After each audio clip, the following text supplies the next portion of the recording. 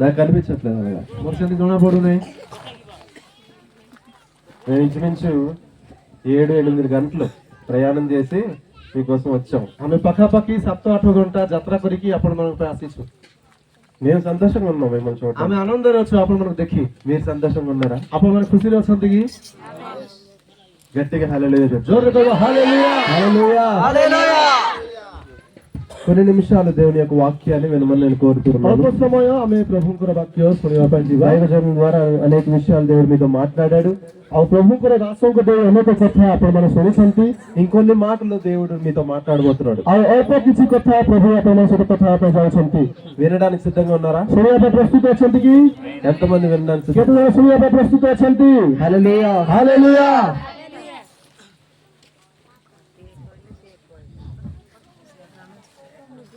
మేము వచ్చినందుకు సంతోషంగా లేకపోయినా ଆମେ ଆସିଥିବା ପାଇଁ ଆପଣମାନେ ଖୁସି ନହେଲେ ବି ఈ మీటింగ్ దేని గురించి పెట్టబడింది? ଏ ମିଟିଂ କଣ ପାଇଁ କରାହେଲା? ఏ మీటింగ్ ఇది? କଣ କି ମିଟିଂ ଏଟା? అక్కడ రాసి ସେଠି ଲେଖା ହେଇଛି ପରା. నాకు రాదు అది, కానీ మీకు ମତେ ଓଡିଆ ବୁଝିବ ନାହିଁ କଣ ଲେଖା ହେଇଛି. క్రిస్మస్ సుసమాచారం. క్రిస్మస్. ଖ୍ରୀଷ୍ଟମାସ. క్రిస్మస్ అంటే ఏంటి? ଖ୍ରୀଷ୍ଟମାସ ମାନେ କଣ? చాలా మంది మనం ఏం చేస్తాం, క్రిస్మస్ డిసెంబర్ 25 వచ్చేసరికి ଅନେକ ଲୋକ ଆମେ ଡିସେମ୍ବର 25 ଆସିଲେ చక్కగా మంచి బట్టలు వేసుకుంటాం, ବଢିଆ ସୁନ୍ଦର ବସ୍ତ୍ର ପିନ୍ଧିବା, కొత్త బట్టలు వేసుకుంటాం, ନୂଆ ବସ୍ତ୍ର ପିନ୍ଧିବା, చక్కగా ఇంట్లో మంచి బిర్యానీ ଆଉ వండుకుంటాం. ଘରେ ବଢିଆ ବଢିଆ ବିରିୟାନୀ ରାନ୍ଧିବା. అంతేనా కాదా? ସତ କି ନାହିଁ କୁହନ୍ତୁ? ఇంకేం చేస్తారు మీరు? ଆଉ କଣ କରିବେ ଆପଣ ମାନେ? చక్కగా పండగ చేసుకుంటారు కదా. ବଢିଆ ପର୍ବ ପାଳିବେ. ప్రపంచం అంతా పండగ చేసుకుంటది. ଆଉ ଦୁନିଆ ସାରା ସେ ପର୍ବ ପାଳନ କରିବେ. డిసెంబర్ 25 ప్రపంచంలో అనేక మంది క్రైస్తవులు కొత్త బట్టలు వేసుకుంటారు. ଆଉ ଦୁନିଆ ସାରା ଡିସେମ୍ବର 25 ରେ ଖ୍ରୀଷ୍ଟିଆନ ଲୋକମାନେ ନୂଆ ବସ୍ତ୍ର ପିନ୍ଧିବେ. కానీ మీకు ఒక ప్రశ్న అడుగుతాను. କିନ୍ତୁ ଆପଣମାନଙ୍କ ଗୋଟେ ପ୍ରଶ୍ନ ମୁଁ ପଚାରିବି. ఇప్పుడు ఈ రోజు మీ పుట్టినరోజు అయితే ଆଜି ଯଦି ଆପଣମାନଙ୍କ ଜନ୍ମଦିନ ହେଲେ మీరు కొత్త బట్టలు వేసుకుంటారా, లేకపోతే మీ ఇంట్లో వాళ్ళు కొత్త బట్టలు వేసుకుంటారా? ଆଜି ଯଦି ଆପଣଙ୍କର ଜନ୍ମଦିନ ହେବ ଆପଣ ବସ୍ତ୍ର ପିନ୍ଧିବେ, ନୂଆ ବସ୍ତ୍ର, ନା ଆପଣଙ୍କର ପରିବାର ସମସ୍ତେ ପିନ୍ଧିବେ? ପ୍ରଶ୍ନ చెప్పండి. କୁହନ୍ତୁ. ఒక్కలే అంట.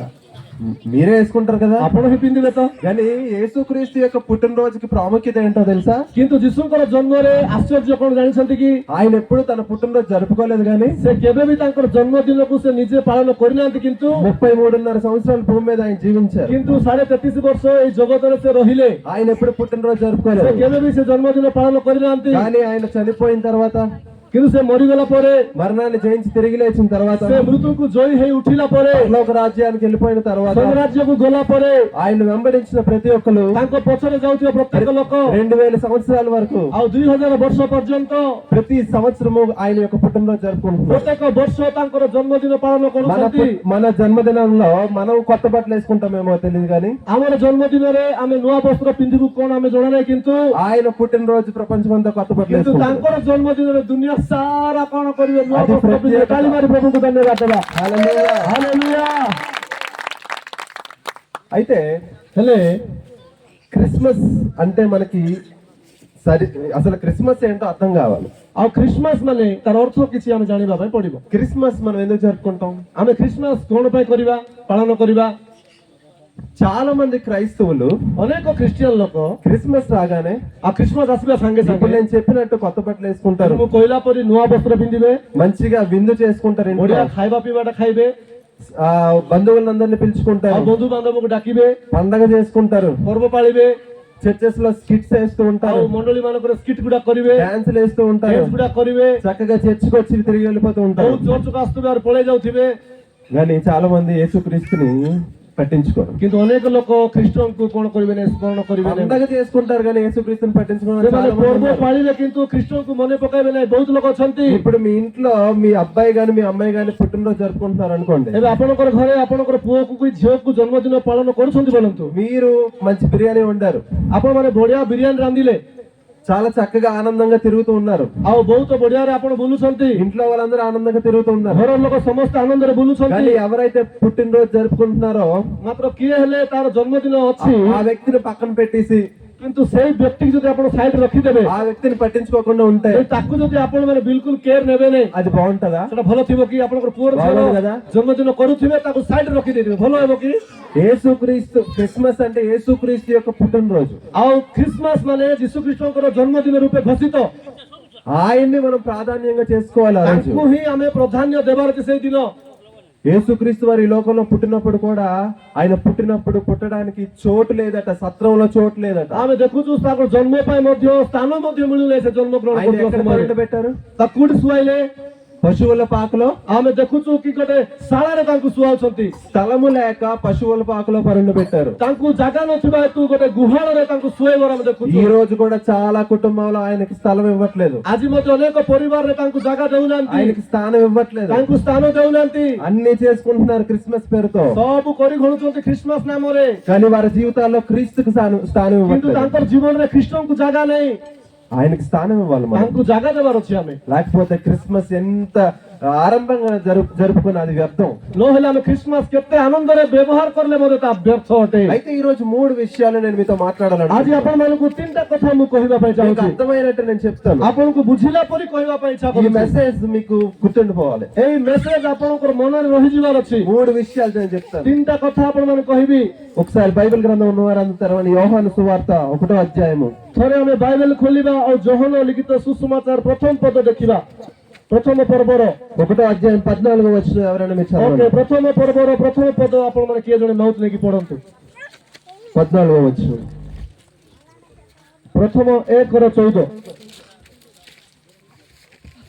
యోహాను సువార్త 1వ అధ్యాయం 14వ వచనం. ଆଉ ସେଇ ବାକ୍ୟ ଦେହଭକ୍ତ ହେଲେ ପୁଣି ଅନୁଗ୍ରହ ଓ ସତ୍ୟରେ ପରିପୂର୍ଣ୍ଣ ହୋଇ ଆମ୍ଭମାନଙ୍କ ମଧ୍ୟରେ ବାସ କଲେ। ଆଉ ପିତାଙ୍କଠାରୁ ଆଗତ ଅଦ୍ୱିତୀୟ ପୁତ୍ରଙ୍କ ମହିମା ସଦୃଶ ଆମ୍ଭେମାନେ ତାହାଙ୍କ ମହିମା ଦେଖିଲୁ। హల్లెలూయా, హల్లెలూయా, హల్లెలూయా, హల్లెలూయా। చూడండి ఇక్కడ 14వ అధ్యాయంలో నేను 3 విషయాలు ధ్యానం చేస్తాను. ଆଉ ଏଇ ଜାଗାରେ 14 ପଦରେ ମୁଁ 3ଟା କଥା ଆପଣମାନଙ୍କୁ କହିବି। మొదటి విషయం, ପ୍ରଥମ ବିଷୟ యేసుక్రీస్తు ఎవరు? ଯୀଶୁଖ୍ରୀଷ୍ଟ କିଏ? ఆయన. రెండో విషయం, ఆయన ఎలా వచ్చారు? ଦ୍ୱିତୀୟ ବିଷୟ କେମିତି ଆସିଲେ? ఆయన ఎందుకు వచ్చారు? ସେ କାହିଁକି ଆସିଲେ? చూడండి, క్రిస్మస్ రోజు మీరు 3 విషయాలు ధ్యానం చేసుకుని గుర్తుపెట్టుకోవాలి. యేసుక్రీస్తు వారు ఎవరు? ଯୀଶୁଖ୍ରୀଷ୍ଟ କିଏ? ఆయన ఎలా వచ్చారు? ସେ କେମିତି ଆସିଲେ? ఆయన ఎందుకు వచ్చారు? ସେ କାହିଁକି ଆସିଲେ? ୟାର ଦେଖୁଥିବାର ସମସ୍ତେ తెలుసుకోవాలనుందా? ଶୁଣିବାର ଅଛି କି ଆପଣମାନଙ୍କୁ ଏ କଥା? అయితే నా మాట జాగ్రత్తగా వినండి. ଜାଗ୍ରତରେ ଶୁଣନ୍ତୁ। ఇప్పుడు యేసుక్రీస్తు వారు మానవుడిగా రాకముందు, ଏ ଯୀଶୁଖ୍ରୀଷ୍ଟ ମାନବ ରୂପରେ ନ ଆସିବା ପୂର୍ବେ, యేసుక్రీస్తు వారు భూమి మీద పుట్టక ముందు ଆଉ ଯୀଶୁଖ୍ରୀଷ୍ଟ ଏ ଜଗତକୁ ନ ଆସିବା ପୂର୍ବେ ఆయన ఏమై ఉన్నాడు? ସେ କଣ ହେଇକି ଅଛନ୍ତି? ఎప్పుడైనా ఆలోచించారా ఈ କେବେ విషయం? ହେଲେ ଆପଣମାନେ ଶୁଣିଛନ୍ତି କି? యేసుక్రీస్తు వాడు మానవుడిగా పుట్టక ముందు ఆయన ఎవరు? ଆଉ ଯୀଶୁଖ୍ରୀଷ୍ଟ ମାନବ ରୂପରୁ ନ ନେଉନୁ ସେ କେମିତି ଅଛନ୍ତି? చెప్పండి ఎవరైనా సరే. କୁହନ୍ତୁ କିଏ ଜଣେ? యేసుక్రీస్తు వారు మానవుడిగా పుట్టక ముందు ఆయన ఎవరు? ଯୀଶୁଖ୍ରୀଷ୍ଟ ମାନବ ରୂପରେ ଜନ୍ମ ନ ହେବା ପୂର୍ବରୁ ସେ କେମିତି ଥିଲେ? చెప్పలేరా? କହିପାରିବେ ନାଇଁ କି? క్రైస్తవులు కదా మీరు. କୁହନ୍ତୁ, ଆପଣମାନେ ତ ଜାଣିଛନ୍ତି ପ୍ରଭୁଙ୍କର କଥା। ବାକ୍ୟ ରୂପରେ ଥିଲେ। వాక్యమై ఉండేది దేవుడు ఆయన. చూడండి, నా మొట్టమొదటి ପ୍ରଭୁ ପ୍ରଥମ କଥା ଦେଖନ୍ତୁ, ఆయన మొట్టమొదటి అధ్యాయంలో ପ୍ରଥମ యోహాను ଅଧ୍ୟାୟରେ ଦେଖନ୍ତୁ 1:1 నా చదవండి. ଆଦ୍ୟରେ ବାକ୍ୟ ଥିଲେ, ବାକ୍ୟ ଈଶ୍ୱରଙ୍କ ସଙ୍ଗରେ ଥିଲେ, ସେଇ ବାକ୍ୟ ଈଶ୍ୱର ଥିଲେ। ଗୋଟେ ତାଳି ମାରିବା ପ୍ରଭୁଙ୍କ ପାଇଁ। ମାରିଲେ ଜୋରରେ ମାରିବା ଅଛି, ଖଣ୍ଡିଆ ନାହିଁ। ఆదియందు వాక్యముండును, ଆଦ୍ୟରେ ବାକ୍ୟ ଥିଲେ, వాక్యము దేవుడి యొద్ద ఉండెను, ବାକ୍ୟ ଈଶ୍ୱରଙ୍କ ସଙ୍ଗରେ ଥିଲେ, వాక్యమే దేవుడై ସେହି ఉండెను. ବାକ୍ୟ ଈଶ୍ୱର ଥିଲେ। యేసుక్రీస్తు వారు ఆయన పుట్టక ముందు, భూమి మీద పుట్టక ముందు ఆయన ఎవరు? ଯୀଶୁଖ୍ରୀଷ୍ଟ ସେ ଜଗତକୁ ନ ଆସିବା ପୂର୍ବରୁ ସେ କିଏ? ఎవరైనా ବାକ୍ୟ ଥିଲେ। దేవుడు. ପ୍ରଭୁ ଥିଲେ। మీకు అర్థమవుతుందా? ବୁଝିପାରୁଛନ୍ତି ତ ଆପଣମାନେ? క్రిస్మస్ అంటే ఏంటో తెలుసా? ଖ୍ରୀଷ୍ଟମାସ ମାନେ କଣ ଜାଣିଛନ୍ତି କି? దేవుడు ఈ భూలోకానికి రావడం. ଯୀଶୁଖ୍ରୀଷ୍ଟ ବୋଲେ ପ୍ରଭୁ ଏଇ ଜଗତକୁ ଆସିବାର, దేవుడు ఈ భూలోకానికి రావడమే క్రిస్మస్. ପ୍ରଭୁ ଏଇ ଜଗତକୁ ଆସିବାର ହଉଛି ଖ୍ରୀଷ୍ଟମାସ। పరలోకాన్ని విడిచిపెట్టి భూలోకానికి రావడమే క్రిస్మస్. ସ୍ୱର୍ଗକୁ ଛାଡି ଜଗତକୁ ଆସିବାଟା ହିଁ ଖ୍ରୀଷ୍ଟମାସ ଅଟେ। అది అర్థం కాకపోతే క్రిస్మస్ చేసుకున్న వ్యర్థం. ସେଇଟା ଯଦି ଆମେ ବୁଝିପାରିବା ନାହିଁ, ଖ୍ରୀଷ୍ଟମାସ କରିକି ବେକାର ଅଟେ। ఆయన దేవుడు, ఆయన గురించి రాయబడింది బైబిల్లో. ତାଙ୍କର ପାଇଁ ବାଇବେଲରେ ଲେଖା ହେଇଛି ఆయన సృష్టికర్త. ସେ ସୃଷ୍ଟିକର୍ତ୍ତା। దేవుడు అనే పదానికి నిర్వచనం, డెఫినిషన్, ଆଉ ସେଇ ପ୍ରଭୁ ବୋଲିବା କଥାକୁ ଆମେ ଯଦି ଦେଖିବା, దేవుడు అనే పదానికి నిర్వచనం సృష్టికర్త అని అర్థం. ଆଉ ସେ ପ୍ରଭୁଙ୍କର କଥାକୁ ଯଦି ଆମେ ବୁଝିବା ପାଇଁ ହେଲେ ତାକୁ ସୃଷ୍ଟିକର୍ତ୍ତାର ଅର୍ଥକୁ ବୁଝାଏ। సృష్టింపబడిన వాడు కాదు, ସେ సృష్టి ହେଇଥିବା ଲୋକ ନୁହନ୍ତି, మనము సృష్టింపబడిన ଆମେ వాళ్ళు. ସୃଷ୍ଟି ହେଇଛୁ। దేవుడు అలా కాదు, ସେ ସେମିତି ନାହିଁ, దేవుడు సృష్టికర్త. ସେ ସୃଷ୍ଟିକର୍ତ୍ତା। సమస్తాన్ని సృష్టించిన వాడు ఆయన. ସମସ୍ତଙ୍କୁ సృష్టి କରିଛନ୍ତି, సమస్తము ఆయన మూలంగా కలిగిందట. ସମସ୍ତ ତାଙ୍କରି ଦ୍ୱାରା ହେଇଛି। ఆయన లేకుండా ఏమీ కలగలేదు. ସେ ନଥାଉను କିଛି ହେଇନାହିଁ। ఆయన సర్వాధికారి, ସେ ସର୍ବ ଅଧିକାରୀ, సర్వ సృష్టికర్త, ସେ ସର୍ବ ସୃଷ୍ଟିକର୍ତ୍ତା, ఆయన సర్వజ్ఞాని, ସେ ఆయన ସର୍ବଜ୍ଞାନୀ, ఆయన పరిశుద్ధుడు, ସେ ପବିତ୍ର, ఆయన సింహాసనం మీద ఆయన యుగ యుగాలు తరతరాలు జీవించేవాడు ସେ ఆయన. ସିଂହାସନରେ ଯୁଗ ଯୁଗ ଧରିକି ରହୁଥିଲେ। యేసుక్రీస్తు మానవుడిగా పుట్టక ముందు ఆయన ఎక్కడ ఉండేవాడంటే పరలోక రాజ్యంలో ଯୀଶୁ ଖ୍ରୀଷ୍ଟ କି ଜଗତରେ ନ ଆସିବା ପୂର୍ବରୁ ସେ କୋଉଠି ଥିଲେ? ମାନେ ସ୍ୱର୍ଗରେ ଥିଲେ, కొన్ని ସିଂହାସନରେ ଥିଲେ। వేల మంది దూతల మధ్యలో ఉండేవాడు ఆయన. ଅନେକ ହଜାର ହଜାର ଦୂତମାନଙ୍କ ମଧ୍ୟରେ ଥିଲେ। ఆయనకి రావాల్సిన పని లేదు, ତାଙ୍କୁ ଆସିବାର ଆବଶ୍ୟକ ନାହିଁ। భూమి మీదకి రావాల్సిన పని ఆయనకి లేదు, ତାଙ୍କୁ ଏ ଭୂମିକୁ ଆସିବାର ଯୋଗ୍ୟତା ଆବଶ୍ୟକ మానవుడి ନାହିଁ। మానవుడి యొక్క సహాయం దేవుడికి లేదు. ମନୁଷ୍ୟର ସାହାଯ୍ୟ ତାଙ୍କୁ ଦରକାର ନାହିଁ। అయినప్పటికీ ହେଲେ ମଧ୍ୟ దేవుడు ପ୍ରଭୁ మానవుడిగా ఈ లోకానికి ଆଉ వచ్చాడు. ମନୁଷ୍ୟ ରୂପରେ ଜଗତକୁ ଆସିଲେ। మొట్టమొదటిగా నేను చెప్పాను ఆయన ఎవరు అంటే ఆయన దేవుడు, ପ୍ରଥମ ମୁଁ యేసుక్రీస్తు వారి କହିଲି దేవుడు. ସେ କିଏ? ମାନେ ଯୀଶୁ ହଉଛନ୍ତି ପ୍ରଭୁ। ఆయన సృష్టికర్త, ସେ ସୃଷ୍ଟିକର୍ତ୍ତା, సర్వోన్నతుడు, ସେ ସର୍ବୋନ୍ନତ, సర్వాంతర్యామి, ସନ୍ତ ସର୍ବଅନ୍ତର୍ଯ୍ୟାମୀ, జగత్ పునాది ఆయన, జగత్ పునాది వేసిన వాడు ఆయన. ବୁନାଦି କରିଥିବା ପ୍ରଭୁ ସେ। ఆయన పరిశుద్ధుడు, ఆయన ସେ ପବିତ୍ର ଅଟନ୍ତି। అంత గొప్ప దేవుడు. ଏତେ ଉଚ୍ଚ ପ୍ରଭୁ ସେ। రెండో ప్రశ్న, రెండో అంశము, ଦ୍ୱିତୀୟ କଥା କହୁଛି ఆయన ఎలాగొచ్చాడు? ସେ କେମିତି ଆସିଲେ? మానవుడిగా ఈ లోకానికి ସେ వచ్చాడు. ମାନବ ରୂପ ଧରିକି మీకు ଆସିଲେ। అర్థమవుతుందా? ఆయన ଆପଣ ବୁଝିପାରୁଛନ୍ତି? మానవుడిగా ఈ లోకానికి ସେ వచ్చాడు. ମାନବ ରୂପରେ ଜଗତକୁ ଆସିଲେ। క్రిస్మస్ అంటే దేవుడు మానవుడిగా ఈ లోకానికి రావడం. ଖ୍ରୀଷ୍ଟମାସ ମାନେ ପ୍ରଭୁ ମାନବ ରୂପରେ ଜଗତକୁ ଆସିବା ହଉଛି ଖ୍ରୀଷ୍ଟମାସ। ఇది నార్మల్ గా సాధారణంగా ఉండొచ్చు, ଏଇଟା ସାଧାରଣ କଥା ଭାବି ପାରନ୍ତି ଆପଣ ମାନେ, కానీ దీని గురించి ఆలోచిస్తే କିନ୍ତୁ ଆର ପାଇଁ ଯଦି ଚିନ୍ତା କରିବା చాలా ప్రత్యేకత ఉంటది. ଭୟଙ୍କର ଚିନ୍ତା ଅଛି। ఆ దేవుడు ସେ ପ୍ରଭୁ మానవుడిగా రావాల్సిన అవసరం లేదు, ସେ ପ୍ରଭୁ ମାନବ ରୂପରେ ଆସିବା ଆବଶ୍ୟକ ନାହିଁ, కానీ మానవుడిగా ఈ లోకానికి వచ్చాడట. କିନ୍ତୁ ମାନବ ଭାବରେ ଜଗତକୁ ଆସିଲେ ପୁଣି మానవ శరీరాన్ని దాల్చి ఈ లోకానికి వచ్చాడు. మానవ శరీరాన్ని దాల్చి ఈ లోకానికి వచ్చాడు. ମାନବର ଶରୀର ଧରି ଜଗତକୁ ଆସିଲେ। ఆయన ఎలా వచ్చాడు అన్నదానికి ఆలోచన చేస్తే ସେ କେମିତି ଆସିଲେ ବୋଲି ଯଦି ଆମେ ଚିନ୍ତା କରିବା, అసలు ఆ దేవుడు అనేవాడు సర్వ సృష్టికర్త అయితే ଆଉ ପ୍ରଭୁ ସେ ସର୍ବ ସୃଷ୍ଟିକର୍ତ୍ତା ହେଲେ, మానవుడు సృష్టింపబడిన వాడు. ଆଉ ମନୁଷ୍ୟ ସୃଷ୍ଟ ହେଇଥିବା ଲୋକ, దేవుని దృష్టిలో మానవుడు ధూళి లాంటి వాడు. ଆଉ ପ୍ରଭୁଙ୍କର ଦୃଷ୍ଟିରେ ମାନବ ଧୂଳି ପରି ଲୋକ, దేవుని దృష్టిలో మానవుడు ఏమీ కాదు. ଆଉ ପ୍ରଭୁଙ୍କର ଦୃଷ୍ଟିରେ ମନୁଷ୍ୟ କିଛି ବି ନାହିଁ। అలాంటి దేవుడు మానవ రూపాన్ని ఎంచుకున్నాడు ఆయన. ସେହିପରି ପ୍ରଭୁ ମାନବର ରୂପକୁ ସେ ବାଛିଲେ। మీకు అర్థం కావట్లేదా? ଆପଣ ବୁଝିପାରୁଛନ୍ତି କି? క్రిస్మస్ అంటే ଖ୍ରୀଷ୍ଟମାସ ମାନେ దేవుడు ପ୍ରଭୁ మానవుడిగా ఈ లోకానికి వచ్చాడు. ମାନବ ଭାବରେ ଜଗତକୁ ଆସିଲେ। క్రిస్మస్ అంటే ଖ୍ରୀଷ୍ଟମାସ ମାନେ పరలోక రాజ్యాన్ని విడిచిపెట్టి ସ୍ୱର୍ଗ ରାଜ୍ୟକୁ ଛାଡି భూలోకానికి వచ్చాడు. ଜଗତକୁ ଆସିଲେ। ఎందుకు? କାହିଁକି? మనల్ని పరలోక రాజ్యం తీసుకెళ్తాడు. ଆମକୁ ସ୍ୱର୍ଗ ରାଜ୍ୟକୁ ନେବା ପାଇଁ ତାଳି ମାରେ ପ୍ରଭୁଙ୍କ హల్లెలూయా. ହାଲେଲୁୟା। క్రిస్మస్ అంటే మీకు ఇంకా అర్థమైనట్టు నేను చెప్తాను. ଖ୍ରୀଷ୍ଟମାସ ମାନେ ଆପଣଙ୍କୁ ବୁଝିବା ପାଇଁ ଆହୁରି କହିବି, ఆయన ధనవంతుడు, ସେ ଧନବାନ, మనం దరిద్రులవి. ଆମେ ଦରିଦ୍ର ଲୋକ, మనల్ని ధనవంతులుగా చేయడానికి ଆମକୁ ଧନବାନ କରିବା ପାଇଁ ఆయన దరిద్రుడు అయ్యాడు. ସେ దరిద్ର మీకు ହେଇଗଲେ। అర్థమవుతుందా? మనము ଆମେ తగ్గింపబడి ఉన్నాం, ଆମେ ନତ ହେଇକି ଅଛୁ, ఆయన హెచ్చింపబడి ସେ ఉన్నాడు. ଉଚ୍ଚରେ ଅଛନ୍ତି। మనల్ని హెచ్చించడానికి ଆମକୁ ଉଚ୍ଚ କରିବା ପାଇଁ ఆయన తగ్గించుకున్నాడు. ସେ ନତ ହେଇଗଲେ। మీకు అర్థమవుతుంది? మానవుడిగా ఈ లోకానికి వచ్చాడంటే ఆయన తగ్గించుకున్నాడని అర్థం. ସେ ମାନବ ଭାବରେ ଜଗତକୁ ଆସିଲେ ମାନେ ସେ ନତ ହେଲେ ବୋଲି ଅର୍ଥ। ఫిలిప్పి రాసిన పత్రిక 2వ అధ్యాయం తీయండి ఎవరైనా సరే. ଫିଲିପି 2 ପର୍ବ ଆମେ ଦେଖିବା। ఫిలిప్పి రాసిన పత్రిక 2వ అధ్యాయం 5వ వచనం నుంచి ఎవరైనా చదవండి. ଫିଲିପି 2 ତାର 5 ପଦ ଆମେ ପାଠ କରିବା। 5 ପଦରୁ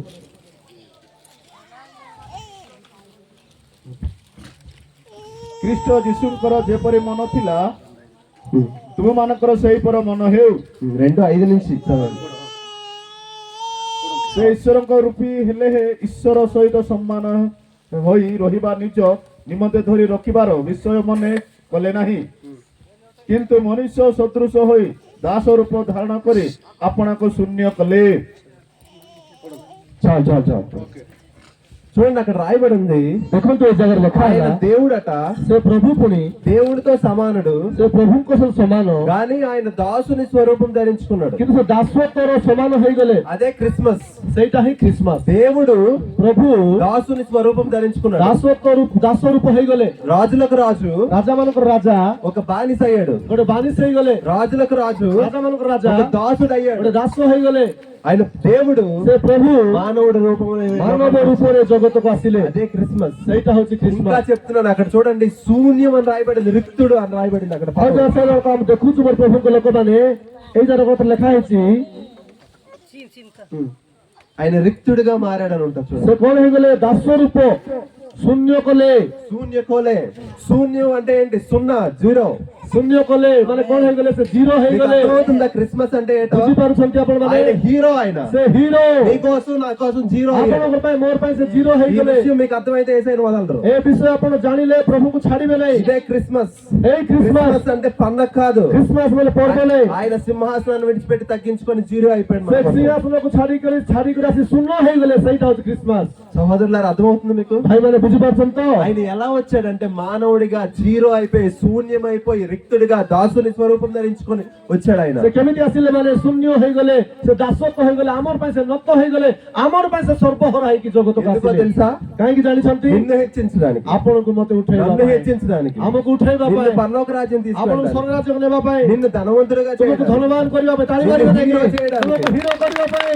ఆయన జీరో అయిపోయాడు. ଆମେନ୍। ସେ ସେଥିପାଇଁ ସେ ବଳି ହେଇଗଲେ। అది క్రిస్మస్. ସେଇଟା ହଉଛି ଖ୍ରୀଷ୍ଟମାସ। క్రిస్మస్ అంటే ఎగరడం, గెంతడం, డాన్స్ వేయడం కాదు. ଖ୍ରୀଷ୍ଟମାସ ମାନେ ଡ୍ୟାନ୍ସ କରିବାଟା, ଡେଇଁବାଟା, ଏଇଟା ନାହିଁ। యేసుక్రీస్తు ఏ విధంగా వచ్చాడు ఈ లోకానికి? ଯୀଶୁ ଖ୍ରୀଷ୍ଟ ଜଗତ କେମିତି ଆସିଲେ? చూడండి, ఆయన పశువుల తొట్టులో పరుండ పెట్టాడట. ଆମେ ଦେଖୁଛୁ ତାକୁ କୋଉଠି ଶୁଆଇଲେ, କି ଗୋଟେ ପଶୁ ଶାଳରେ ଶୁଆଇଲେ। ఆయన ఒక ధనవంతుల ఇంట్లో పుట్టొచ్చు కదా, ସେ ଗୋଟେ ଧନବାନ ଘରେ ଜନ୍ମ ହେବାର ଅଛି ତ, ఒక రాజుల ఇంట్లో పుట్టొచ్చు ଗୋଟେ కదా, ରାଜା ଘରେ ଜନ୍ମ ହେବାର ଅଛି ତ, ఒక భవనంలో పుట్టొచ్చు కదా, ଗୋଟେ ଭୟଙ୍କର ଭାବରେ ଜନ୍ମ ହେବାର ఒక ଅଛି ତ, మంచి పెద్ద హాస్పిటల్లో పుట్టొచ్చు కదా. ଗୋଟେ ବଡ ହସ୍ପିଟାଲ ଜନ୍ମ ହେବାର ଅଛି। ఆయన సర్వ సృష్టికర్త, ఆయనకి సర్వ అధికారం ఉంది కదా. ସେ సర్వ సృష్ଟି କର, ତାଙ୍କ ସର୍ବ ଅଧିକାର ଅଛି ତ। మరి ఎందుకు పశువుల పాకను କାହିଁକି ఎంచుకున్నాడు? ସେ ମେସେଜ ବା ପଶୁଶାଳାରେ ଜନ୍ମ ହେଲେ? చూడండి, క్రిస్మస్ అన్నాక అందరి ఇంట్లో పశువుల పాకను పెట్టుకుంటారు. ଆଉ ଖ୍ରୀଷ୍ଟମାସ ମାନେ ଅନେକ ଘରେ ସତ ଆକା ସେ ପଶୁଶାଳାର କଣ କରିବେ, ଡେକୋରେସନ ବି କରିବେ। ఎందుకు? କାହିଁକି? చూడు, ఆ పశువుల సాకి విలువ లేదు. ସେ గుహాଳ କୁଣ୍ଡ କଣ ନାହିଁ, କି ତାର ଅର୍ଥ କିଛି ନାହିଁ, ତାର ମୂଲ୍ୟ କିଛି ନାହିଁ। కానీ ఎప్పుడైతే రాజు ఆ పశువుల శాలలో పరుండ పెట్టాడో, ଯେତେବେଳେ ରାଜା ସେଇ ଜାଗାରେ ଶୋଇଛନ୍ତି, ఆ పశువుల శాలకు విలువ వచ్చింది. ସେ ଗାଈ ଗୁହାଳକୁ କଣ ଆସିଲା, మన ମୂଲ୍ୟ ଆସିଲା। జీవితంలో ఆయన వస్తే మన జీవితానికి విలువ ଆମ వస్తుంది. ଜୀବନକୁ ସେ ଆସିଲେ ମଧ୍ୟ ମୂଲ୍ୟ ଆସିବ। ଆମେନ୍, ହାଲେଲୁయా। చూడండి, పశువుల శాలని మనం చూస్తున్నప్పుడు మనకి ఏం గుర్తు రావాలో తెలుసా? ଆମକୁ ଗାଈ ଗୁହାଳ ଦେଖିଲା ବେଳକୁ କଣ ମନେ ପଡିବାର ଜାଣିଛନ୍ତି? యేసయ్య దేవుడు మన కోసం తగ్గించుకున్నాడు అన్న ପ୍ରଭୁ ଆମର ପାଇଁ ଏମିତି ଜାଗାରେ ଜନ୍ମ ହେଲେ, ନତ ହେଇଗଲେ ବୋଲି ଆମେ ବୁଝିବାର ଅଛି। అదేదో డెకరేషన్ కాదు అది. ସେଟା କଣ ଡେକୋରେସନ ନାହିଁ। అది ఎప్పుడు చూసినా మనకేం గుర్తు రావాలో తెలుసా? କେତେବେଳେ ଦେଖିଲେ ଆମକୁ କଣ ମନେ నా ପଡିବାର ଅଛି? దేవుడు, ମୋର ପ୍ରଭୁ, నా యేసయ్య, ମୋର ଯୀଶୁ, నా రక్షకుడు ମୋର ରକ୍ଷାକର୍ତ୍ତା నా కోసం తగ్గించుకున్నాడు. ମୋର ପାଇଁ ନତ ହେଇଗଲେ। మీకు అర్థమవుతుందా? ବୁଝିପାରୁଛନ୍ତି ତ? మన యేసయ్య మన కోసం ଆମ తగ్గించుకున్నాడు. ପ୍ରଭు ଆମ ପାଇଁ ନତ ହେଇଗଲେ। అదే క్రిస్మస్. ସେଇଟା ହଉଛି ଖ୍ରୀଷ୍ଟମାସ। తగ్గించుకొని వచ్చాడు ఈ లోకానికి. ସେ ନତ ହେଇକି ଜଗତକୁ ఇదే ଆସିଲେ, చూపించి ఈ లోకానికి ସେ వచ్చాడు. ନମ୍ର ହେଇକି ଜଗତକୁ ఆయనకు ଆସିଲେ। అవసరం లేదు. ତାଙ୍କୁ ଆବଶ୍ୟକ ନାହିଁ। చూడండి, మనుషులు, క్రిస్మస్ అంటే మనుషులు దేవుణ్ణి వెతకడం కాదు, ଆଉ ଖ୍ରୀଷ୍ଟମାସ ମାନେ ମଣିଷ ମାନେ ପ୍ରଭୁଙ୍କୁ ଖୋଜିବାଟା ନାହିଁ। దేవుడే మనుషుల్ని వెతకడానికి ఈ లోకానికి ପ୍ରଭୁ ହିଁ వచ్చాడు. ଲୋକମାନଙ୍କୁ ଖୋଜିକିରି ଜଗତକୁ ଆସିଲେ। ఆయనకు అవసరం లేదు. ତାଙ୍କୁ ଆବଶ୍ୟକ ନାହିଁ। మనకి ఆయన అవసరం ఉంది. ଆମକୁ ତାଙ୍କର ଆବଶ୍ୟକ ଅଛି, ବା ସେ ଆମର ପାଇଁ ସେ ଚାହୁଁଛନ୍ତି। మనుషులకి ఆయన అవసరం ఉంది కానీ దేవునికి మన అవసరం లేదు, మనుషుల అవసరం లేదు. ଦେଖନ୍ତୁ ପ୍ରଭୁ, ଲୋକମାନେ ମନୁଷ୍ୟର ଆବଶ୍ୟକ, ପ୍ରଭୁଙ୍କୁ ଆବଶ୍ୟକ, କିନ୍ତୁ ପ୍ରଭୁଙ୍କର మనుషులకి దేవుని అవసరం ఉంది కానీ దేవునికి మనుషుల అవసరం లేదు. ఓకే, మనుష్యର ଆବଶ୍ୟକ ପ୍ରଭୁଙ୍କ ଠାରେ, କିନ୍ତୁ ପ୍ରଭୁଙ୍କର ଆବଶ୍ୟକ ମନୁଷ୍ୟର ଆବଶ୍ୟକ ନାହିଁ। కానీ దేవుని వాక్యం సెలవిస్తుంది, କିନ୍ତୁ ପ୍ରଭୁଙ୍କର ବାକ୍ୟ କହୁଛି ఆయనే మనల్ని ముందు ప్రేమించాడు. କିନ୍ତୁ ସେ ହିଁ ଆମକୁ ପ୍ରଥମେ ପ୍ରେମ କଲେ। అర్థమవుతుంది? ఆయన ବୁଝିପାରୁଛନ୍ତି ତ? ఆయన మన కోసం తగ్గించుకొని ସେ వచ్చాడు. ଆମ అదే ପାଇଁ ନତ క్రిస్మస్. ହେଇଗଲେ, ସେଇଟା ଖ୍ରୀଷ୍ଟମାସ। ఆయన ఎలా వచ్చాడు? ఆయన ఎవరు అంటే దేవుడు మానవుడిగా ఎలా వచ్చాడంటే, మానవుడిగా మన కోసం దాసుని స్వరూపం ధరించుకొని జీరో అయిపోయి తగ్గించుకొని విధేయత చూపిస్తూ వచ్చాడు మన ସେ కోసం. କେମିତି ଆସିଲେ ମାନେ, ସେ ପ୍ରଭୁ ସେ ଆମର ପାଇଁ ନତ ହେଇ, ନମ୍ର ହେଇ, ଜିରୋ ହେଇକି ଆମର ପାଇଁ ବୋଲି ସେ ପ୍ରଭୁ అయితే ଆସିଲେ। మూడో విషయం జాగ్రత్తగా వినండి. ତୃତୀୟ ବିଷୟ ଜାଗ୍ରତରେ ଶୁଣନ୍ତୁ, ఆయన ఎందుకు వచ్చాడు? ସେ କାହିଁକି ଆସିଲେ? అక్కడ రాయబడింది, మనం చదువుకున్న వాక్య భాగంలో యోహాను సువార్త 1:14. ଆମେ ଯୋହନ 1:14 ପଢିଛୁ, మనతో పాటు నివసించడానికి ఆయన ఈ ଆମ లోకానికి ସହିତ వచ్చాడు. ସେ ରହିବା ପାଇଁ ଆସିଲେ। చూడండి, దేవుడు మొట్టమొదటిగా ପ୍ରଥମେ ପ୍ରଭୁ మానవుడిగా ఈ లోకానికి వచ్చాడు, ମାନବ ଭାବରେ ଜଗତକୁ ଆସିଲେ, తగ్గించుకొని వచ్చాడు, ନତ ହେଇକି ଆସିଲେ, జీరో అయిపోయాడు, ଜିରୋ ହେଇଗଲେ, విధేయత చూపించాడు. ଆଉ ସେ నତ ହେଇଗଲେ। ఎందుకు వచ్చాడంటే କାହିଁକି ଆସିଲେ ମାନେ, మనతో నివసించడానికి ఆయన ଆମ ఈ ସହିତ లోకానికి ରହିବା ପାଇଁ ଆସିଲେ। హల్లెలూయా. హల్లెలూయా. క్రిస్మస్ అంటే యేసు ప్రభు వారు మనతో నివసించడానికి ఈ లోకానికి ଖ୍ରୀଷ୍ଟମାସ వచ్చాడు. ମାନେ ପ୍ରଭୁ ଆମ ସହିତ ରହିବା ପାଇଁ ଜଗତକୁ ଆସିଲେ। ఆయనకు ఒక పేరు ఇవ్వబడింది, ତାଙ୍କ ନାଁ ଦିଆଗଲା, ఇమ్మానుయేల్ అనే పేరు ఇవ్వబడింది. ଇମ୍ମାନୁଏଲ ବୋଲି ନାଁ ଦିଆଗଲା। ఇమ్మానుయేల్ అంటే అర్థం ఏంటో తెలుసా? ଇମ୍ମାନୁଏଲ ଅର୍ଥ କଣ କୁହନ୍ତୁ? దేవుడు మనకు తోడు. କଣ? ମୋ ସହିତ ପରମେଶ୍ୱର। దేవుడు ଆମ ମାନଙ୍କ ସହିତ ଈଶ୍ୱର, దేవుడికి మనకి తోడై ఉండడానికి ఆయన ఈ ସେ లోకానికి ଆମର ସହିତ ରହିବା ପାଇଁ ଜଗତକୁ వచ్చాడు. ଆସିଲେ। అయితే ఆయన ఈ లోకానికి వచ్చాడు, మనకు తోడై ఉన్నాడు అనడానికి మనకి ఆధారం ఏంటి? ସେ ଆସିଲେ ଆମ ସହିତ ରହିବା ପାଇଁ ଆସିଲେ, ସେଥିରେ ଆଧାର କଣ? మీరు అనొచ్చు, యేసుక్రీస్తు వారిని నేను నమ్ముకున్నాను, ଆପଣମାନେ କହିପାରନ୍ତି ମୁଁ ଯୀଶୁଙ୍କୁ ବିଶ୍ୱାସ କଲି, ప్రతి సంవత్సరం నేను క్రిస్మస్ జరుపుకుంటున్నాను, ମୁଁ ସବୁ ବର୍ଷ ଖ୍ରୀଷ୍ଟମାସ ପାଳନ କରୁଛି, నేను ప్రతి ఆదివారం చర్చికి వెళ్తున్నాను, ମୁଁ ସବୁ ରବିବାର ଚର୍ଚ୍ଚକୁ ଯାଉଛି। అవును, యేసయ్య నా కోసం వచ్చాడు, ହଁ ଯୀଶୁ ମୋର ପାଇଁ ଆସିଲେ, మానవుడిగా తగ్గించుకొని ఈ లోకానికి వచ్చాడు, ମନୁଷ୍ୟ ଭାବରେ ନତ ହେଇକି ଜଗତକୁ నా ଆସିଲେ, కోసం ప్రాణం పెట్టాడు, ମୋ ପାଇଁ ଜୀବନ ଦେଲେ, నా కోసం రక్షణ ఇచ్చాడు। ମୋ ପାଇଁ ପରିତ୍ରାଣ ଦେଲେ। అయితే ହେଲେ నాతో నివసిస్తున్నాడా ఆయన? ମୋ ସହିତ ରହୁଛନ୍ତି କି ସେ? ఆయన నాతో ఉంటున్నాడా? ସେ ମୋ ସହିତ ରହୁଛନ୍ତି କି? నాకు తోడుగా ఉంటున్నాడా? ମୋ ସାଥିରେ ଅଛନ୍ତି କି? అని ఒక డౌట్ మీకు వస్తే, ଗୋଟେ ଡାଉଟ୍ ଯଦି ଆପଣଙ୍କୁ దేవుడు ପାଇବ, ఈరోజు మీతో మాట్లాడుతున్న మాట ఏంటో తెలుసా? ପ୍ରଭୁ ଆପଣଙ୍କ ସହିତ କଥା ହଉଥିବା କଥା దేవుడు କଣ? మనకు తోడై ఉండడానికి ఈ లోకానికి వచ్చాడు। ସେ ଆମ ସହିତ ରହିବା ପାଇଁ ଜଗତକୁ ଆସିଲେ। ఎటువంటి తోడో తెలుసా? କେମିତି ସାଥୀ ସେଟା? ఇప్పుడు పెళ్లి ఎందుకు చేసుకుంటారు? ଏବେ ବିବାହ କାହିଁକି ହେବେ? ఒకరికొకరు తోడై ఉండడానికి, ଜଣଙ୍କ ସହିତ ଜଣେ ମିଶିକି ରହିବା ପାଇଁ, అవునా కాదా? ସତ କି ନାହିଁ? భార్య భర్తకు తోడై ఉంటది, భర్త భార్యకు తోడై ସ୍ୱାମୀ ఉంటది। ସ୍ତ୍ରୀକୁ ସାଥିରେ ରହିବେ, ଆଉ ସ୍ତ୍ରୀ ସ୍ୱାମୀ ସାଥିରେ ରହିବେ। తోడు అంటే అర్థం చేసుకున్నవారని అర్థం।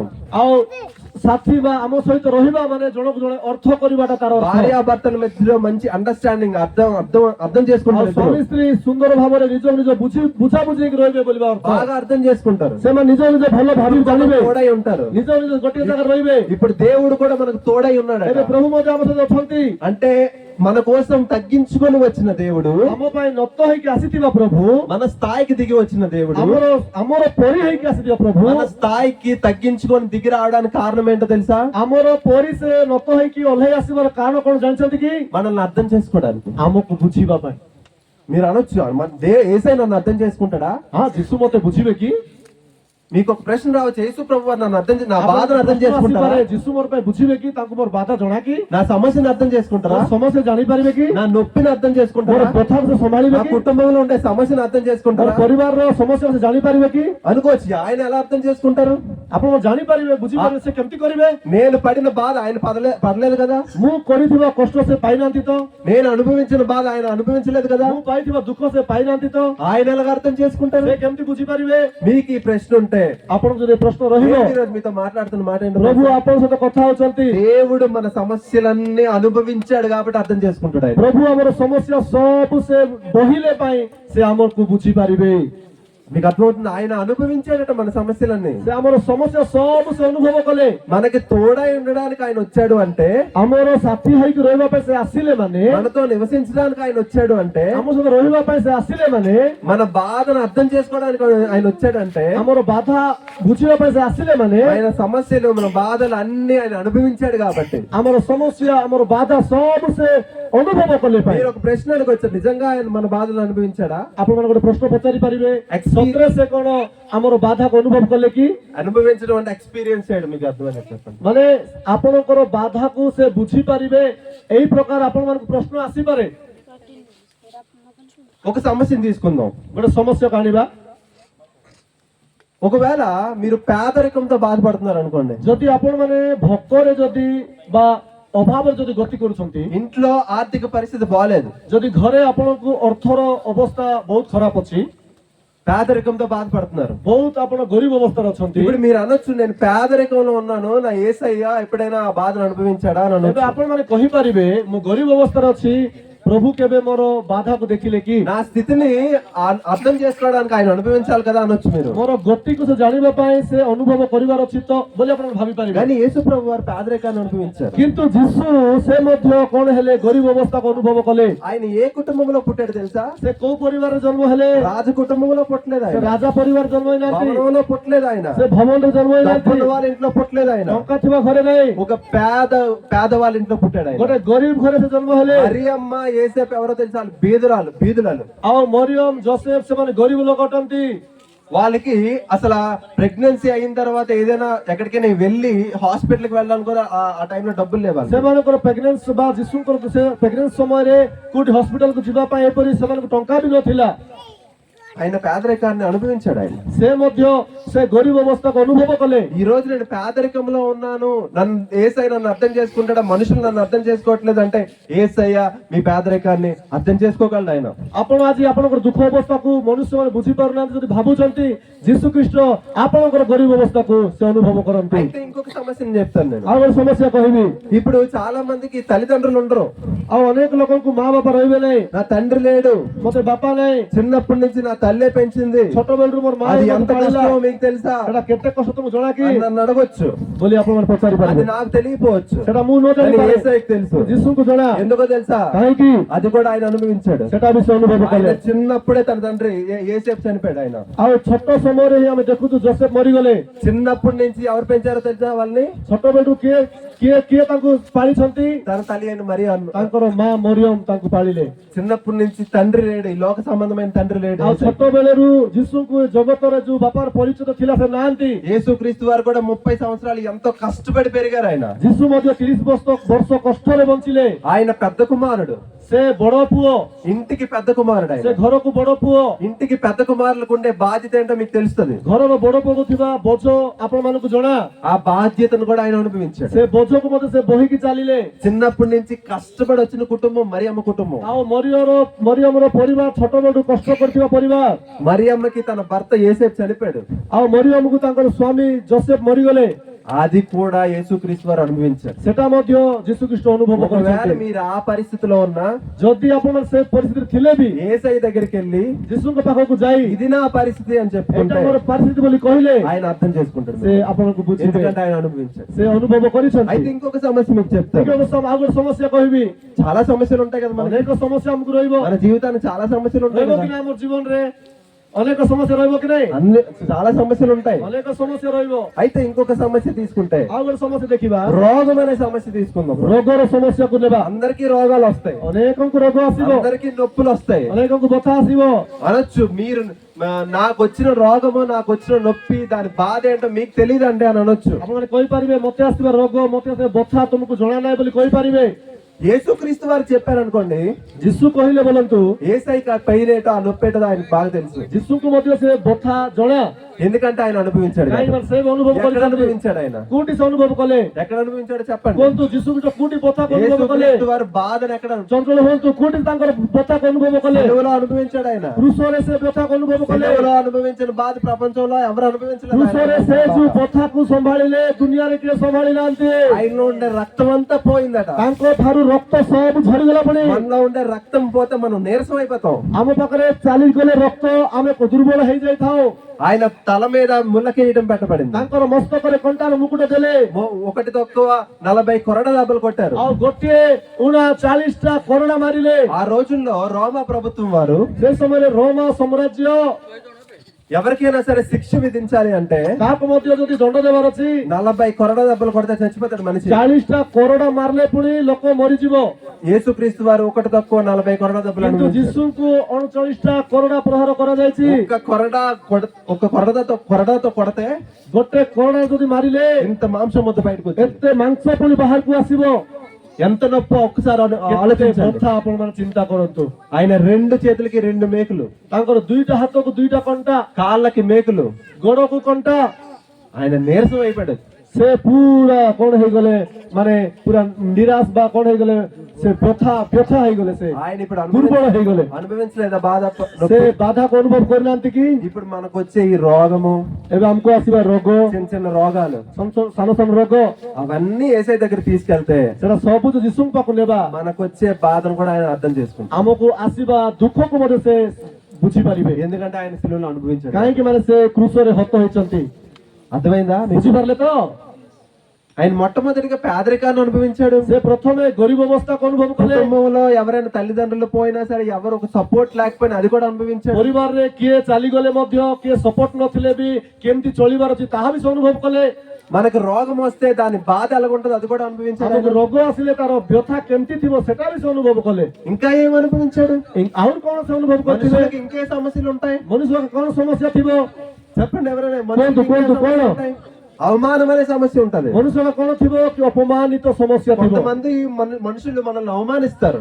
ଅନେକ ଲୋକ ଆମକୁ କଣ କରିବେ, ଅପମାନ କରିବେ। ఏదో కొన్ని మాటలు అంటూ ఉంటారు, କଣ କଣ କଥା ଯା କହୁଥିବେ, మనం తట్టుకోలేము అవన్నీ. ଆମେ ସେ ସବୁ ସହିପାରିବା ନାହିଁ। లేకపోతే మన జీవితంలో ఏదైనా జరిగితే అవమానంగా మనం భరిస్తూ ఉంటాం. ଆମ ଜୀବନରେ କଣ ଘଟୁଥିଲା ଆମେ ଅପମାନରେ ତାକୁ ଆମେ ସହି। ఇప్పుడు ఎవరైనా ఇక్కడ ఉన్న వాళ్ళు అవమానంతో బాధపడుతుంటే, ଯଦି ଆପଣ ମାନେ କିଏ ଏଠି ଅପମାନରେ ଯଦି ଆପଣ ମାନେ ଦୁଃଖ ପାଉଛନ୍ତି, ఇప్పుడు నేను ఈ బాధలో ఈ సమస్యలో ఉన్నాను, యేసయ్య నా అవమానాన్ని అర్థం చేసుకుంటాడా అని అడిగితే మీరు, ଆଉ ଯୀଶୁ ଯଦି ମୋର ଅପମାନକୁ ସେ ବୁଝିପାରିବେ କି ବୋଲି ଭାବିବେ ଯଦି, ఇప్పుడు నేను అర్థం చేసుకోకపోవచ్చు కానీ ଏବେ ମୁଁ ଯଦି ତାହା ବୁଝି ନ ପାରେ, యేసు ప్రభువును నీ అవమానాన్ని అర్థం କିନ୍ତୁ చేసుకుంటాడు. ଯୀଶୁ ତୁମର ଅପମାନକୁ ବୁଝିବେ। ఎందుకో తెలుసా, అది అవమానాన్ని కూడా అనుభవించాడు ఆయన. କାହିଁକି ମାନେ ସେ ବି ଅପମାନକୁ ଗ୍ରହଣ କରିଥିଲେ। ఎటువంటి అనుభవం అవమానమో తెలుసా అది? ସେଟା କେମିତି ଅପମାନ?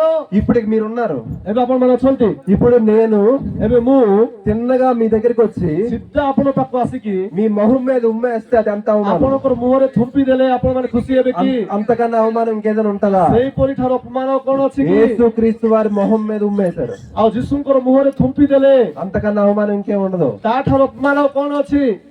ఇప్పుడు మనం పొందుతున్న అవమానం ఆయన అర్థం చేసుకోలేడా? ଆମେ ପାଉଥିବା ଅପମାନକୁ ସେ ବୁଝିପାରିବେ ନାହିଁ କି? ఆయన అర్థం చేసుకుంటాడు ఆయన. ସେ ବୁଝିପାରିବେ। ఇప్పుడు మనకుండే సమస్యలన్నీ ఆయన అనుభవించాడు. ఆయన ଆମକୁ ଯାହା ଯାହା ସମସ୍ୟା ଅଛି ସବୁ ସେ ଅନୁଭବ କରିଛନ୍ତି। ఈ భూమి మీద మనకి ఏదైతే ఏ సమస్యలు అయితే బాధపడతాం అవన్నీ ଏ అనుభవించాడు ఆయన. ଜଗତରେ ଆମେ ଯୋଉ ଯୋଉ ସମସ୍ୟାର ସମ୍ମୁଖୀନ ହଉଛେ ସବୁ ସେ ଅନୁଭବ କରିଛନ୍ତି। కొంతమంది అంటారు నాకేమీ లేదండి అంటారు. ଅନେକ ଲୋକ କହିବେ ମତେ କିଛି ନାହିଁ ଆଜ୍ଞା ବୋଲିବେ। ఇప్పుడు యేసుక్రీస్తు వారికి ఉండడానికి ఇల్లు కూడా లేదట ఆయనకి. ଯୀଶୁଙ୍କୁ ରହିବା ପାଇଁ ଘର ବି ନାହିଁ। 3.5 సంవత్సరాలు ఆయన పరిచర్య చేస్తున్నప్పుడు ఆయన అన్నమాట ఏంటో తెలుసా? నాకు ఇల్లు కూడా లేదు. ସେ 3.5 ବର୍ଷ ସେବା କରୁଥିବା ସମୟରେ ସେ କହିବା କଥା କଣ ଜାଣିଛନ୍ତି? ମତେ ଘର ବି ନାହିଁ, నాకేమీ లేదని చెప్పి యేసు ప్రభు దగ్గరికి వెళ్తే ఆయన అది కూడా అర్థం చేసుకుంటాడు. ଆମକୁ କିଛି ନାହିଁ ପ୍ରଭୁ ବୋଲିକି ଯଦି ଆମେ ଯୀଶୁ ପାଖକୁ ଗଲେ ସେ ସେଟା ବି ବୁଝିବେ। ఇప్పుడు ఆయన అర్థం చేసుకున్న దేవుడు అని మీకు అర్థమవుతుందా? ଏବେ ବୁଝିପାରୁଛନ୍ତି କି ସେ ଆପଣଙ୍କୁ ବୁଝିବା ପ୍ରଭୁ ବୋଲି? మీరు ఎటువంటి సమస్యలో ఉన్నా, ଆପଣ କେମିତି ସମସ୍ୟାରେ ଥିଲେ మీరు ବି, ఎటువంటి బాధలో ఉన్నా, କେମିତି ବାଧାରେ ଥିଲେ ବି, మీరు ఎటువంటి రోగంతో କେମିତି బాధపడుతున్నప్పుడు ରୋଗରେ ଥିଲେ ବି, ఇప్పుడు యేసు ప్రభు దగ్గరికి వస్తే ଯୀଶୁ ପାଖକୁ ଆସିଲେ మొట్టమొదటిగా ఆయన చేసే పని ఏంటో తెలుసా? ପ୍ରଥମ ବିଷୟ ସେ କରିବା କାମ ఆయన మిమ్మల్ని అర్థం చేసుకుంటాడు. ଆପଣଙ୍କୁ ସେ ବୁଝିବେ। ପ୍ରଭୁଙ୍କ దాని ତାଳିରେ తర్వాత ତାଳିବା। ఆయన మీకు సమస్య నుంచి విడుదల ఇస్తాడు. ସେଇଠାରୁ ସେ ସମସ୍ୟାରୁ ଆପଣ ଉଦ୍ଧାର କରିବେ। ఎందుకంటే ఆయన ప్రతి సమస్యని అనుభవించాడు ఈ లోకంలో. କାହିଁକି ସେ ସମସ୍ତ ସମସ୍ୟାକୁ ଅନୁଭବ కలే। ప్రియమైన సహోదరి సహోదరుడు, ପ୍ରିୟ ଭାଇ ଭଉଣୀ ମାନେ, నువ్వు బాధపడాల్సిన అవసరం లేదు, ଆପଣ ଦୁଃଖ କରିବା ଦରକାର చింతపడాల్సిన అవసరం ନାହିଁ, లేదు, ଚିନ୍ତା ହେବା ଦରକାର ନାହିଁ, అవమాన పడాల్సిన అవసరం లేదు. ଅପମାନିତ ହେବା ଦରକାର యేసు ନାହିଁ। ప్రభు దగ్గరికి రా, ଯୀଶୁଙ୍କ ପାଖକୁ ଆସ, యేసు ప్రభు దగ్గరికి వచ్చి నీ మాటలు చెప్పుకో, ଯୀଶୁ ପାଖକୁ ତୁମ କଥା କୁହ, యేసు ప్రభు దగ్గరికి వచ్చి నీ బాధలు చెప్పుకో. ଯୀଶୁ ପାଖକୁ ବାଧା କୁହ। ఆయన మన కోసం మనల్ని అర్థం చేసుకోవడానికి, మనతో ఉండడానికి ఆయన ఈ లోకానికి వచ్చాడు. ସେ ଆମର ପାଇଁ, ଆମର ସହିତ ରହି ଆମର ଦୁଃଖ ସମ୍ଭାଳିବା ପାଇଁ ଜଗତକୁ ଆସିଲେ। వీళ్ళ దగ్గరికి వాళ్ళ దగ్గరికి ఎందుకు వెళ్ళడం? ଆଙ୍କର ପାଖରେ ତାଙ୍କ ପାଖକୁ ଆମେ କାହିଁକି ଯିବା? యేసయ్య పాదాల దగ్గర పట్టుకో. ଯୀଶୁର ଗୋଡକୁ ଧରିବା। యేసయ్య పాదాలు పట్టుకుంటే ଯୀଶୁଙ୍କ ଗୋଡ ଧରିଲେ ఆయన నిన్ను అర్థం ସେ చేసుకుంటాడు, ତୁମକୁ ବୁଝିବେ, ఆయన నిన్ను ସେ స్వస్థపరుస్తాడు, ତୁମକୁ ସୁସ୍ଥ ఆయన କରିବେ, నిన్ను బాగు ସେ చేస్తాడు, ତୁମକୁ ଭଲ କରିବେ, నీ జీవితాన్ని బాగు ତୁମ చేస్తాడు. ଜୀବନକୁ ସେ ଭଲ କରିବେ। కాబట్టి యేసుక్రీస్తు వారు ఎందుకు వచ్చారు ఈ లోకంలో? ଯୀଶୁ କାହିଁକି ଜଗତକୁ ଆସିଲେ? మనకు తోడై ఉండి మనల్ని అర్థం ଆମର చేసుకోవడానికి ఈ ସହିତ లోకానికి. ରହି ଆମକୁ ବୁଝିବା ପାଇଁ ସେ ଆସିଲେ। అనేక విషయాలు ఆయన అర్థం చేసుకుంటాడు. ଅନେକ ବିଷୟକୁ ସେ ଆମ ଠାରୁ ବିଶ୍ୱାସ କରିବେ। ఇంకొక సమస్య చెప్తాను, మానవులకు ఉండే సమస్య. ମନୁଷ୍ୟମାନଙ୍କୁ ଥିବା ଗୋଟେ ସମସ୍ୟା କହିବି। కొన్నిసార్లు మనం మోసపోతూ ఉంటాం, ଅନେକ ସମୟରେ ଆମେ ଧୋକା ପାଉଥିବୁ, అవునా కాదా? ସତ କି ନାହିଁ? మనుషులు మనల్ని మోసం చేస్తూ ఉంటారు, అవునా కాదా? ମଣିଷମାନେ ଆମକୁ ଧୋକା ଦଉଥିବେ। ఇప్పుడు అనొచ్చు, ఇప్పుడు నేను మోసపోయాను, ଏବେ ଆମେ ଭାବୁଥିବୁ ମୁଁ ଧୋକା ପାଇଗଲି, మనుషులు నా స్నేహితుడు నన్ను మోసం చేశాడు, ମୋର ସାଙ୍ଗ ମତେ ଧୋକା ଦେଇଦେଲା, నా బంధువు నన్ను మోసం చేశాడు, ମୋର ବନ୍ଧୁ ମତେ ଧୋକା ଦେଇଦେଲା, ఇన్ని లక్షల రూపాయలు లేకపోతే ఇన్ని వేల రూపాయలు నేను నష్టపోయాను, ଏତେ ଲକ୍ଷ ଏତେ ଟଙ୍କା ମୁଁ ନଷ୍ଟ ହେଇଗଲି, ఇప్పుడు నేను బాధపడుతున్నాను. ଏବେ ମୁଁ ଦୁଃଖ ଉଠାଉଛି। ఈ బాధను తీసుకొని వెళ్ళి యేసు ప్రభు దగ్గరికి తీసుకెళ్తే ଏ ବାଧାକୁ ଯଦି ଯୀଶୁଙ୍କ ପାଖକୁ ନେବା, ఈ బాధను కూడా అర్థం చేసుకుంటాడా? ଏ ବାଧାକୁ ବି ସେ ବୁଝିବେ କି? అర్థం చేసుకుంటాడు. ఆయన ବୁଝିବେ କି? ఆయన అనుభవించాడు, ସେ ମଧ୍ୟ ଅନୁଭବ କଲେ, ఆయన మోసపోయాడు తెలుసా? ସେ ଧୋକା ପାଇଲେ। మీరు అనొచ్చు ఏసై మోసపోవడం ఏంటంటే, ଆପଣ କହିପାରନ୍ତି ଯୀଶୁ କଣ ଏକେ ଧୋକା ఏసై ପାଇଲେ? మోసపోయాడు ఎవరని చెప్తారా? ଯୀଶୁ ଧୋକା ପାଇଲେ ବୋଲି କିଏ କହିପାରିବେ କି? ఏసయ్య 33.5 సంవత్సరాలు ఈ లోకంలో జీవిస్తున్నప్పుడు ఆయన మోసపోయాడు. ଆଉ ସେ 33.5 ବର୍ଷ ଏଇ ଜଗତରେ ସେ ବଞ୍ଚିଲା ବେଳକୁ ସେ ଧୋକା ପାଇଲେ। సొంత మనిషి మోసం చేశాడు. ନିଜର ଲୋକ ଧୋକା ଦେଲା। ఎవరని చెప్తారా? କିଏ ହେଲେ କହିବେ କି? 12 మంది శిష్యుల్లో ఒక శిష్యుడు అయిన ఇస్కరియోతు యోధ ఆయన మోసం చేశాడు. ଶିଷ୍ୟମାନଙ୍କ ମଧ୍ୟରେ ଜଣେ ଇସ୍କାରିୟତ ଯୋଉ ଶିଷ୍ୟ ତାଙ୍କୁ ଧୋକା ଦେଲା। పరిచర్యకు వచ్చిన డబ్బంతా ଆଉ ସେବାରେ ଆସିଥିବା ପଇସା ସବୁ ఈ 11 మందికి ఇవ్వలేదు యేసయ్య, 11 ଲୋକଙ୍କୁ ସେ ଦେଇନାହାନ୍ତି, ఒకే ఒక శిష్యుడికి ఇచ్చాడు. ଜଣେ ଶିଷ୍ୟକୁ ଦେଲେ ଯୀଶୁ। ఎందుకంటే నమ్మాడు ఆయన్ని. କାହିଁକି ମାନେ ତାକୁ ସେ ବିଶ୍ୱାସ କଲେ। ఇస్కరియోతు యోధ దగ్గరికి ఉంటే ఈ డబ్బులన్నీ సేఫ్ గా ఉంటాయి అనుకున్నాడు. ଜିହୁଦା ପାଖରେ ଥିଲେ ପଇସା ସେଫ୍ ଥିବେ ଭାବିଲେ। 3.5 సంవత్సరాలు ఆయనతో తిరిగాడు. ଆଉ 3 ବର୍ଷ ଅଧା ତା ସହିତ ଥିଲେ, ఆఖరికి యోధ యేసు ప్రభుని మోసం చేశాడు. କିନ୍ତୁ ଜିହୁଦା ଇସ୍କାରିୟତ ଜିହୁଦା ଯୀଶୁଙ୍କୁ ଧୋକା ଦେଇଦେଲେ ఆయన డబ్బుతోనే ఆయన నమ్మేశాడు. ଆଉ ତାଙ୍କର ପଇସାରେ ହିଁ ତାଙ୍କୁ ବିକିଦେଲେ। ఎవరి డబ్బు తెలుసా అవి? କାହାର ପଇସା ସେଟା? ఇస్కరియోతు యోధ 30 వెండి నాణాలు ఇచ్చాడు. ఎవరి డబ్బు అది? ଆଉ ସେ 30 ଗୋଟି ମୁଦ୍ରା ସେ ଯେତେବେଳେ ଦେଉଛନ୍ତି କାହାର పైసా? యేసు ప్రభు పరిచర్యకు వచ్చిన డబ్బు అది. ଆଉ ଯୀଶୁଙ୍କର ସେବାରେ ଆସିଥିବା ପଇସା ఆయన డబ్బునే ఆయన డబ్బుతోనే ఆయన నమ్మేశాడు. ତାଙ୍କର ପଇସାରେ ହିଁ ତାଙ୍କୁ ସେ ବିକିଦେଲା। అంతకన్నా పెద్ద మోసం ఉంటుందా? ଆ ଠାରୁ ବଡ ଧୋକା କଣ ଅଛି କି? ఎందుకన్నా పెద్ద మోసం ఉండదు. ଆ ଠାରୁ ବଡ ଧୋକା କିଛି ନାହିଁ। ఆఖరికి ఆయన ముద్దు పెట్టి మోసం చేశాడు. ଲାଷ୍ଟରେ ସେ ଚୁମା ଦେଇକରି ଧୋକା ଦଉଛି। ఇప్పుడు ఆయన మోసపోలేదా? ସେ ଧୋକା ପାଇନାହାନ୍ତି କି ପ୍ରଭୁ? ఇప్పుడు నువ్వు నేను మోసపోతే ప్రపంచంలో ఈ లోకంలో ଆପଣ ମୁଁ ଯଦି ଜଗତରେ ଧୋକା ପାଉଛୁ, మన బంధువులు మన స్నేహితులు మన దగ్గర ఉండే వాళ్ళు మనల్ని మోసం చేస్తే ଆମର ବନ୍ଧୁ ଆମର ସାଙ୍ଗସାଥି ଆମର ପାଖର ଲୋକ ଯଦି ଆମକୁ ଧୋକା ଦେବେ చాలా బాధ ఉంటది, ବହୁତ ଦୁଃଖ ଲାଗିବ, చాలా ఏడుపు ఉంటది. ବହୁତ ଲୁହ ଆସିବ। అప్పుడు మనల్ని అర్థం చేసుకున్నవారు ఎవరో తెలుసా? ସେତେବେଳେ ଆମକୁ ବୁଝିବା ଲୋକ మనుషులు అర్థం చేసుకోకపోవచ్చు, ମଣିଷ ବୁଝିବ ନାହିଁ, కానీ ఏసై దగ్గరికి వెళ్ళు, କିନ୍ତୁ ଯୀଶୁଙ୍କ ପାଖକୁ ଯାଅ, ఆయన అర్థం ସେ చేసుకుంటాడు. ଆପଣଙ୍କୁ ବୁଝିବେ। ఎందుకో తెలుసా? ఆయన అనుభవించాడు. କାହିଁକି ମାନେ ସେ ତା ଅନୁଭବ ప్రియమైన సహోదరి సహోదరుడు, ଭାଇ ଭଉଣୀ ମାନେ నీకుండే ఏ సమస్యనైనా సరే ଥିବା କୋଉ ସମସ୍ୟା ହେଲେ ବି ఏసై అర్థం చేసుకుంటాడు. ଯୀଶୁ ବୁଝିବେ। ఏసై దగ్గరికి వెళ్ళండి. ପ୍ରଭୁଙ୍କ ପାଖକୁ ଯାଆନ୍ତୁ। ఇక్కడ నాకు అనిపించిన పరిశుద్ధాత్మ దేవుని ప్రేరేపణ వల్ల నాకు అనిపించింది మీకు చెప్తున్నాను. ଆଉ ଏଇ ଜାଗାରେ ପବିତ୍ର ଆତ୍ମାଙ୍କ ଦ୍ୱାରା ମୁଁ ଯାହା ପାଇଲି ସେଇଟା ଆପଣମାନଙ୍କୁ ଜଣାଉଛି। ఇక్కడ దేవుని సేవకులు చాలా మంది ఉన్నారు. ଏଇ ଜାଗାରେ ପ୍ରଭୁଙ୍କର ଦାସମାନେ ଅନେକ ଅଛନ୍ତି। మీ సంఘాల్లో దేవుని ఆత్మ పని చేయాలి అంటే, ଆପଣ ମାନଙ୍କର ମଣ୍ଡଳୀରେ ପବିତ୍ର ଆତ୍ମା କାମ ହେବାର ଅଛି, ମାନେ మీ సంఘాల్లో దేవుడు గొప్ప కార్యాలు జరగాలి అంటే ଆପଣମାନଙ୍କ ମଣ୍ଡଳୀରେ ପ୍ରଭୁଙ୍କର ଉତ୍ତମ ଉତ୍ତମ କାର୍ଯ୍ୟ ହେବାର ଅଛି, ମାନେ మీరు దేవుని వాక్యాన్ని ప్రకటించండి. ଆପଣମାନେ ପ୍ରଭୁଙ୍କର ବାକ୍ୟକୁ ପ୍ରଚାର నేను କରନ୍ତୁ। ఇది అవుట్ ఆఫ్ టాపిక్ వచ్చాను. ఎందుకు? କାହିଁକି ମୁଁ ବାହାରକୁ ଆସିଲି ମୁଁ କିଛି ଜାଣିପାରୁନାହିଁ। నేను చెప్తుంది ఇది వేరు, నేను ఇప్పుడు చెప్తుంది వేరు. ମୁଁ କହିଥିବା ବାକ୍ୟ ଠାରୁ ଟିକେ ବାହାରକୁ ଆସିଲି ପବିତ୍ର ଆତ୍ମା ମତେ ଜଣାଉଛନ୍ତି। ఇందాక నేను కూర్చున్నప్పుడు దేవుడు నాతో మాట్లాడిన మాట, ମୁଁ ବସିଥିବା ସମୟରେ ପବିତ୍ର ଆତ୍ମା ମତେ ଜଣାଇଲେ దేవుని వాక్యం కొదువై ఉంది. ପ୍ରଭୁଙ୍କର ବାକ୍ୟ ଅଭାବ ଅଛି ଆପଣ ମାନଙ୍କର ଅଞ୍ଚଳରେ। బయట విషయాలు చెప్పొద్దు, ବାହାର କଥା କୁହନ୍ତୁ ନାହିଁ, దేవుని వాక్యం చెప్పండి. ପ୍ରଭୁଙ୍କର ବାକ୍ୟ କୁହନ୍ତୁ। ఎందుకో తెలుసా? କାହିଁକି ଜାଣିଛନ୍ତି? ఈ వాక్యంలో శక్తి ఉంది. ଏ ବାକ୍ୟରେ ଶକ୍ତି ଅଛି। ఈ వాక్యం ఒక్కటే ఒక వ్యక్తిని మార్చగలదు. ଏ ବାକ୍ୟ ହିଁ ଜଣକୁ ବଞ୍ଚେଇ ପାରିବ, ବଦଳେଇ ପାରିବ। మన మాటలు ఏ మనిషిని మార్చలేదు. ଆମର କଥା କିଏ ବଦଳିବେ ନାହିଁ। 2 గంటలు నేను ప్రసంగించిన ఆ మాటలు నేను చెప్పినా సరే ఒక మనిషిని 2 మార్చలేదు. ଘଣ୍ଟା ନିଜର କଥା ହଉ କଣ ଅଲଗା କଥା କହିଲେ ବି ଲୋକକୁ ଚେଞ୍ଜ କରିପାରିବେ ନାହିଁ। ఈ వాక్యం చాలు ఒక వ్యక్తిని ଏ మారుస్తుంది. ବାକ୍ୟ ଯଥେଷ୍ଟ ଗୋଟେ ଲୋକ ପରିବର୍ତ୍ତନ ପାଇଁ। ప్రియమైన సేవకులారా, ପ୍ରିୟ ପ୍ରଭୁଙ୍କର ଦାସମାନେ ప్లీజ్ మిమ్మల్ని అడుగుతున్నాను, దేవుని వాక్యాన్ని మాత్రమే ప్రకటించండి. ଆପଣମାନଙ୍କୁ ଦୟାକରି ମୁଁ ଅନୁରୋଧ କରେ ପବିତ୍ର ଆତ୍ମାଙ୍କ ସାହାଯ୍ୟରେ ବାକ୍ୟ ପ୍ରଚାର କରନ୍ତୁ। ఈ సంఘాల్లో గొప్ప కార్యాలు దేవుడు చూస్తారు, ଆପଣମାନଙ୍କର ମଣ୍ଡଳୀରେ ఉత్తମ କାର୍ଯ୍ୟ ଆପଣମାନେ ଦେଖିବେ, మీరు చూస్తారు. ଆପଣମାନେ ଦେଖିବେ। నేను ఈ విషయాన్ని ఎందుకో దేవుడు ప్రేరేపించాడు. କାହିଁକି କି ପ୍ରଭୁ ମତେ ଚାଲନା ଦେଲେ ମୁଁ ଆପଣମାନଙ୍କୁ ଜଣାଇଲି। కాబట్టి 3 విషయాలు ఈ రోజు మనం నేర్చుకున్నాం. ସେଥିପାଇଁ 3ଟା କଥା ଆଜି ଶିଖିଲୁ। గుర్తుందా? ఆయన ఎవరు? ମନେ ଅଛି ସେ କିଏ? భూలోకానికి రాకముందు ఆయన ఎవరు? ସେ କିଏ ପ୍ରଥମରେ? ସେ ఆయన దేవుడు. କୁହନ୍ତୁ ସମସ୍ତେ ସେ ପ୍ରଭୁ। ఆ దేవుడు ఏ విధంగా କୁହନ୍ତୁ ସେ କିଏ? ଜୋରରେ କିଏ ସେ? ఆ దేవుడు ఏ విధంగా వచ్చాడు? ఎలా వచ్చాడు? ସେ ପ୍ରଭୁ କେମିତି ଆସିଲେ? କୋଉ ପରି ଆସିଲେ? తగ్గించుకొని ସେ ନତ ହୋଇକରି మానవుడిగా, ମାନବ ରୂପ ଧରି శూన్యంగా, ଆଉ ସେ ଶୂନ୍ୟ ହୋଇ జీరోగా, ଜିରୋ ହୋଇ విధేయత చూపిస్తూ ଆଉ ନତ ହୋଇ దాసుని స్వరూపం ధరించుకొని ଦାସତ୍ୱ ହୋଇ మన కోసం ଆମର ପାଇଁ మనలాగా ଆମର ପରି మనతో పాటు ଆମ జీవించడానికి ସହିତ ରହିବା ପାଇଁ మనలాగా వచ్చాడు ఆయన. ଏଇପରି ଆମର ପରି ସେ ଆସିଲେ।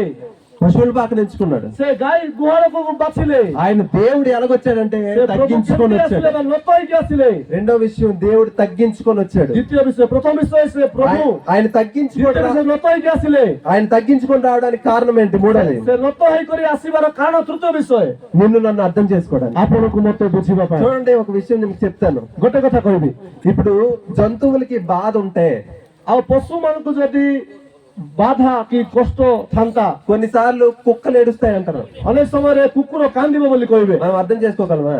ଆମେ ତା ଜାଣିପାରିବା କି?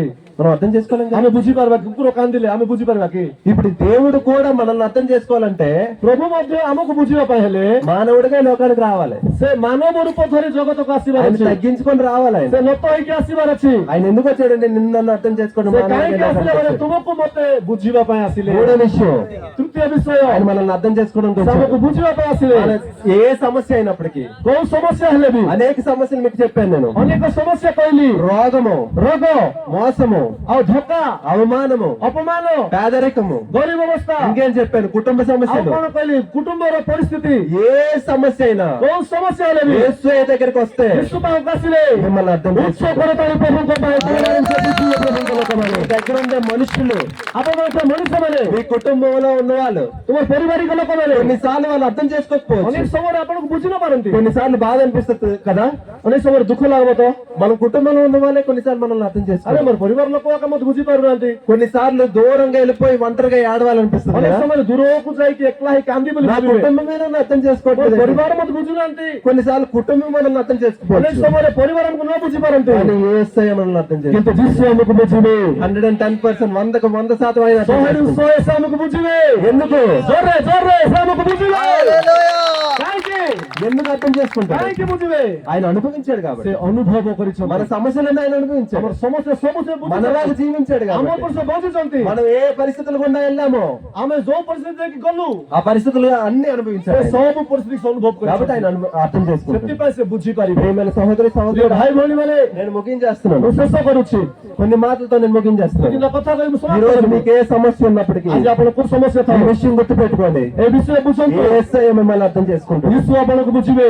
ఆయన దగ్గరికి వెళ్ళండి, ତାଙ୍କ ପାଖକୁ ଯାଆନ୍ତୁ। ఆయన దగ్గర మీకు సమాధానం ତାଙ୍କର దొరుకుతుంది. ପାଖରେ ତମକୁ ସମାଧାନ ମିଳିବ। ఆయన దగ్గర మీ సమస్యకి సమాధానం దొరుకుతుంది. ସମସ୍ୟାକୁ ସମାଧାନ ତାଙ୍କର ପାଖରେ। ఒకవేళ సమాధానం దొరకకపోయినా దేవుడు మనల్ని అర్థం చేసుకుంటాడు. ଯଦି ସମସ୍ୟାକୁ ସମାଧାନ ନ ମିଳିଲେ ବି ସେ ତମକୁ ବୁଝିବେ, మీకు ఆదరణ వస్తుంది. ଆଦରଣ ଦେବେ। ఒకళ్ళు మనల్ని అర్థం చేసుకుంటే ఏమొస్తుంది? ఆదరణ వస్తుంది మనకి. ଜଣେ ଆମକୁ ଯଦି ବିଶ୍ୱାସ କରିବେ ଆମକୁ ଶାନ୍ତି ମିଳିବ। కాబట్టి యేసు ప్రభు దగ్గరికి వెళ్ళండి, ଯୀଶୁ ପାଖକୁ ଯାଆନ୍ତୁ। దేవుడు మిమ్మల్ని అర్థం చేసుకుంటాడు. ପ୍ରଭୁ ତମକୁ ବୁଝିବେ। దేవుడు మీకు ఆదరణ ఇస్తాడు. ପ୍ରଭୁ ଆପଣମାନଙ୍କୁ ସେ ସାନ୍ତ୍ୱନା ଦେବେ। నేను మీకోసం చిన్న ప్రార్థన ଛୋଟ చేసుకుంటాను. ପ୍ରାର୍ଥନା ଆପଣମାନଙ୍କ ପାଇଁ କରିବି ମୁଁ। ఒకసారి కళ్ళు మూసుకుందాం. ସମସ୍ତେ ଚକ୍ଷୁ ବନ୍ଦ କରିବା, ଉଭା ହେଇଯିବା, ସମସ୍ତେ ଉଭା ହେଇଯିବା, కళ్ళు మూసుకుందాం. ଉଭା ହେଇଯିବା, ନିଲବଡ଼ିପଦ ଉଭା ହେଇଯିବା, ସମସ୍ତେ ପୁରା ଉଭା ହେଇଯିବା, ଉଭା ହେଇଯିବା। ଶେଷ ଆଜ୍ଞା ପ୍ରାର୍ଥନା କରିକି ସମାପ୍ତ କରିବେ। మీ జీవితంలో ఏదైనా సమస్యలు ఉన్నాయా? ଆପଣଙ୍କ ଜୀବନରେ କଣ ସମସ୍ୟା ଅଛି କି? ఒకవేళ ఏదైనా రోగంతో బాధపడుతున్నారేమో, ଯଦି କୋଉ ରୋଗରେ ଆପଣମାନେ ଦୁଃଖ ପାଉଛନ୍ତି, ଚକ୍ଷୁ ବନ୍ଦ କରନ୍ତୁ, ସମସ୍ତେ ఏదైనా ଚକ୍ଷୁ ବନ୍ଦ କରନ୍ତୁ। కుటుంబంలో ఉన్న సమస్యతో బాధపడుతున్నారేమో, ଯଦି ପରିବାରର ସମସ୍ୟାର ଦୁଃଖ ପାଉଛନ୍ତି, ଚକ୍ଷୁ ବନ୍ଦ କରନ୍ତୁ ସମସ୍ତେ। కుటుంబంలో ఉండే బాధ్యత మీకు బరువుగా ఉండొచ్చు. మీకు ଆଉ ପରିବାରରେ ସମସ୍ୟା ତୁମକୁ ବୋଝ ରହିପାରେ। మీకు తల్లిదండ్రులు ఒకవేళ లేకపోవచ్చు, ତୁମକୁ ମା ବାପା ନ ରହିପାରନ୍ତି, ఒకవేళ మీరు అవమానం పొంది ఉండొచ్చు, ଆପଣ ଅପମାନିତ ହେଇପାରନ୍ତି ଚାରିଆଡେ, ఒకవేళ మీరు మోసపోయి ఉండొచ్చు. ଆପଣମାନେ ଧୋକା ପାଇଥାନ୍ତି ମଧ୍ୟ। అది ఏ సమస్య అయినప్పటికీ ସେଟା କୋଉ ସମସ୍ୟା ହେଲେ ମଧ୍ୟ దేవుడు ఈ రోజు మీతో మాట్లాడుతున్న మాట, ପ୍ରଭୁ ଆପଣଙ୍କ କଥା ହଉଛନ୍ତି। దేవుడు మిమ్మల్ని అర్థం చేసుకుంటాడు. ପ୍ରଭు ଆପଣଙ୍କୁ ବୁଝିବେ। ఒకసారి కళ్ళు మూసుకోండి, ଚକ୍ଷୁ ବନ୍ଦ କରନ୍ତୁ, దేవుని వైపు చూడండి. ପ୍ରଭୁଙ୍କ ଆଡେ ଦେଖନ୍ତୁ। యేసయ్య మన మధ్యలో ఉన్నాడు. ପ୍ରଭୁ ଆମ ମଝିରେ ଅଛନ୍ତି, యేసయ్య సన్నిధి మన మధ్యలో ఉంది. ପ୍ରଭୁ ଆମ ମଝିରେ ଅଛନ୍ତି। ଚକ୍ଷୁ ବନ୍ଦ କର, ఒకసారి యేసయ్య వైపు తిరిగి చూడండి. ଟିକେ ଦେଖନ୍ତୁ। మీ సమస్యను యేసయ్యకి చెప్పుకోండి. ତମର ସମସ୍ୟା ପ୍ରଭୁଙ୍କୁ କୁହନ୍ତୁ। యేసయ్య నాకు ఈ సమస్య ఉంది ప్రభు, ପ୍ରଭୁ ମୋତେ ସମସ୍ୟା ଅଛି, యేసయ్య నాకు ఈ బాధ ఉంది ప్రభు, ପ୍ରଭୁ ମୋତେ ବାଧା ଅଛି, యేసయ్య నాకు ఈ రోగం ఉంది ప్రభు, ପ୍ରଭు ମୋତେ ରୋଗ ଅଛି, నన్ను ఎవరు అర్థం చేసుకోవట్లేదు ମୋତେ ప్రభు, କେହି ବୁଝୁନାହାନ୍ତି, యేసయ్య నాకు ఆర్థిక ఇబ్బందులు ఉన్నాయి ମୋତେ ప్రభు, ଆର୍ଥିକ ସମସ୍ୟା ଅଛି, నన్ను మోసం చేశారు ప్రభు, ମୋତେ ଲୋକ ଧୋକା ଦେଲେ, అవమానిస్తున్నారు ప్రభు, ମୋତେ ଲୋକ ଠକୁଛନ୍ତି, నన్ను అర్థం చేసుకోవా, ମୋତେ ତୁମେ ଟିକେ ବୁଝ, సమాధానం ఇవ్వా, ମୋତେ ସମାଧାନ ଦିଅ, సమస్య నుంచి విడిపించువా, ସମସ୍ୟାରୁ ମୋତେ ଉଦ୍ଧାର କର, స్వస్థతనివ్వా. ପ୍ରଭୁ ମୋ ସ୍ୱସ୍ଥତା ଦିଅ। ఒక్కసారి ఆయన వైపు చూసి ଥରେ ତାଙ୍କର ଆଡେ ଦେଖ, యేసయ్యని అడగండి. ଥରେ ତାଙ୍କୁ ମାଗ, యేసయ్య ఈ రోజు మీకు సమాధానం ଥରେ ତାଙ୍କୁ ఇవ్వబోతున్నాడు. ସମାଧାନ ମାଗ। యేసయ్య మీకు ఆదరణ ఇవ్వబోతున్నాడు. ପ୍ରଭୁ ତମକୁ ସାନ୍ତ୍ୱନା ଦଉଛନ୍ତି, యేసయ్య మిమ్మల్ని అర్థం చేసుకుంటాడు. ପ୍ରଭୁ ତୁମକୁ ଅର୍ଥ କରିବେ। ప్రియమైన సహోదరి సహోదరుడా, ପ୍ରିୟ ପ୍ରଭୁଙ୍କ ଲୋକମାନେ, యేసయ్య వైపు చూడు. ପ୍ରଭୁଙ୍କ ଆଡେ ଦେଖ, ఈ సమస్య ఏమైనప్పటికీ ସମସ୍ୟା କଣ ହେଲେ ବି దేవుని వైపు చూడు. ପ୍ରଭୁଙ୍କ ଆଡେ ଦେଖ। నిన్ను నన్ను ఎంతో ప్రేమించాడు ఆయన. ତୁମକୁ ମୋତେ କେତେ ପ୍ରେମ କଲେ, ఎంత ప్రేమించాడంటే କେତେ ପ୍ରେମ କଲେ ମାନେ సింహాసనాన్ని విడిచిపెట్టి ସେ ସିଂହାସନକୁ ଛାଡ଼ିଲେ, పశువుల బాసలోకి వచ్చాడు ఆయన. ସେ କଣ కଲେ? ଦୈତ୍ୟକୁ ଆସିଲେ, చివరి వచ్చాడు. ସେ କଣ ରକ୍ତ ହେଇକି ଆସିଲେ, నిన్ను నన్ను హెచ్చించడానికి ତୁମକୁ ମୋତେ ଉଠେଇବା ପାଇଁ ఆయన తగ్గించుకున్నాడు. ସେ ନଷ୍ଟ ହେଇଗଲେ, నిన్ను నన్ను హీరో ତୁମକୁ చేయడానికి ମୋତେ ହିରୋ କରିବା ପାଇଁ ఆయన జీరో ସେ అయ్యాడు. ହିରୋ ହେଇଗଲେ, నిన్ను పరలోక రాజ్యాన్ని ତୁମକୁ తీసుకున్నాడు. ମୋତେ ସ୍ୱର୍ଗକୁ ନେବା ପାଇଁ ఆయన పరలోక రాజ్యాన్ని ସେ విడిచిపెట్టాడు. ସ୍ୱର୍ଗ రాଜ୍ୟ ଛାଡ଼ିଦେଲେ। ఆయన నిన్నెంతో ప్రేమిస్తున్నాడు. ସେ କେତେ ଆପଣଙ୍କୁ ପ୍ରେମ କରୁଛନ୍ତି ଭାଇ ଭଉଣୀ। లోకంలో నిన్ను ఎవరు ప్రేమించిన ଏ ప్రేమించలేదు. ଜଗତରେ ପ୍ରେମ ନ କଲେ ବି యేసయ్య నిన్ను ప్రేమిస్తున్నాడు. ସେ ତୁମକୁ ప్రేమ କରୁଛନ୍ତି, యేసయ్య నిన్ను అర్థం చేసుకుంటున్నాడు. ତୁମକୁ ବୁଝୁଛନ୍ତି।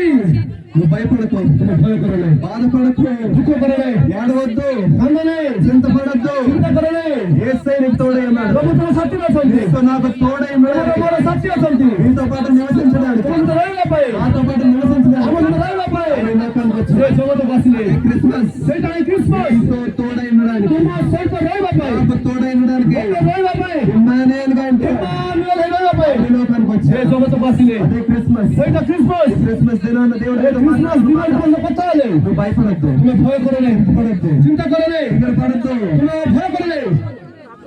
ఒకవేళ మీకు ఏదైనా సమస్య ఉంటే ఒకసారి మీ చేతులు ఎత్తండి. যদি তোমার সমস্যা করেছে হাত উঠাতে, ఏ రోగం ఉన్నా మీ చేతులు ఎత్తండి. রোগ ছিল হাত উঠাতে, మీకోసం మేము ప్రార్థన చేస్తాం.